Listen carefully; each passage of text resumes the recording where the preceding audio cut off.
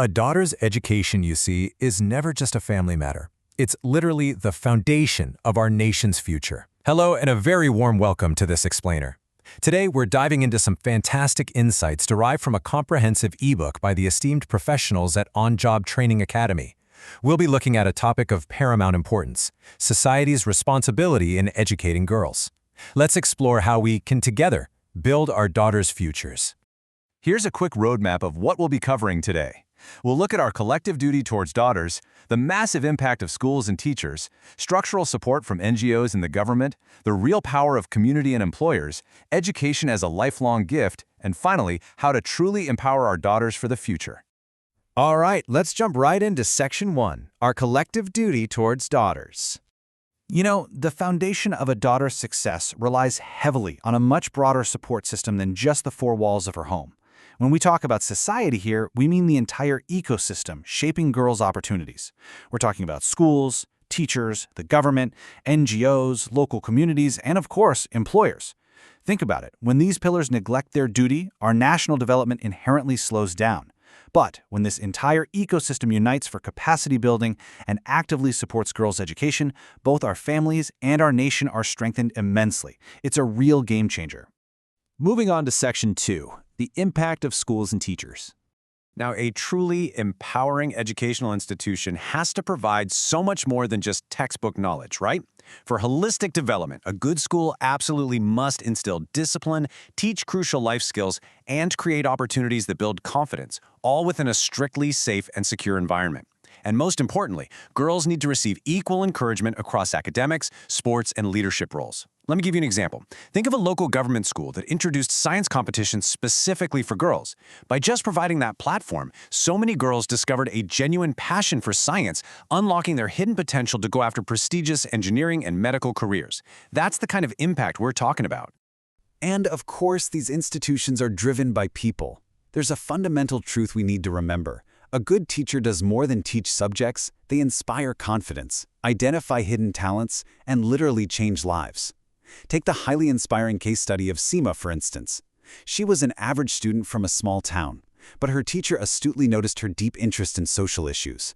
He took the time to mentor her, encouraged her to prepare for the civil services, and ultimately guided her to become a highly successful IAS officer. A teacher's proactive encouragement completely shifted her life trajectory. Next up, Section 3, support from NGOs and government. To effectively overcome deep-rooted socioeconomic barriers, we logically have to pair specific challenges with structural solutions. For instance, for low-income families dealing with financial constraints, NGOs step in with crucial scholarships, free coaching, and study materials. Now, when there's a lack of basic access, the government provides massive foundational support. Think free textbooks and midday meal schemes to boost attendance. And to tackle societal indifference and those stubbornly high dropout rates, the government runs powerful awareness campaigns like Beti Bachao, Beti Padhao. We've seen many NGOs successfully providing free coaching in rural areas, which enables young girls to clear competitive exams and secure government jobs. It essentially shatters those financial barriers right to the ground. Let's move into Section 4, the power of community and employers. I want you to consider this very powerful grassroots blueprint. Step 1. A teacher notices low attendance simply because girls are walking long, exhausting distances to get to class. Step 2.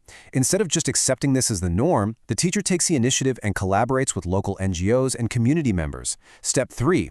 The society actually comes together and arranges bicycles for these girls. Step 4. The girls can now travel safely, complete their education, and eventually step into roles as teachers, nurses, and corporate professionals. It's brilliant, really. It proves that a positive community attitude and grassroots problem solving can directly eliminate physical barriers and social stigma. And you know, workplace support is the vital, final link in this entire chain. Employers bear a tremendous responsibility here. They need to provide equal job opportunities, ensure a strictly safe workplace, and actively support career growth and leadership for women. When society provides safe and equal career opportunities, it acts as a powerful, tangible motivation for young girls to study hard. It shows them that their efforts will absolutely be rewarded, encouraging them to become the doctors, engineers, and entrepreneurs that our growing economy desperately needs. This brings us to Section 5. Education is a lifelong gift. We really need to actively challenge a deeply rooted misconception here. There's this harmful belief that education simply ends the moment a girl finishes school, gets a job, or gets married. We have to discard this notion entirely. The progressive reality is that education is a continuous, lifelong process. It happens through reading, picking up new skills, navigating complex life situations, and gaining work experience. When a daughter is encouraged to embrace lifelong learning, she becomes permanently stronger, much wiser, and infinitely more successful in all her endeavors. Finally, we arrive at Section 6, Empowering Daughters for the Future. When a middle-class residential community decides to organize free tuition classes with volunteer teachers so local girls can clear major competitive exams, well, that is the ultimate power of society in action. And it really all boils down to one continuous, unbreakable cycle of progress. You see, when society invests in safe environments in education today, those educated girls become educated mothers tomorrow. They, in turn, educate their own children. This is the singular, powerful cycle that permanently uplifts and strengthens our entire nation. Because educated daughters are not just family assets, they are unequivocally national assets. So I want to leave you with this crucial question. Will we work together, as schools, as employers, as a community, to ensure every daughter receives this lifelong gift? It is our shared, urgent responsibility to build this ecosystem.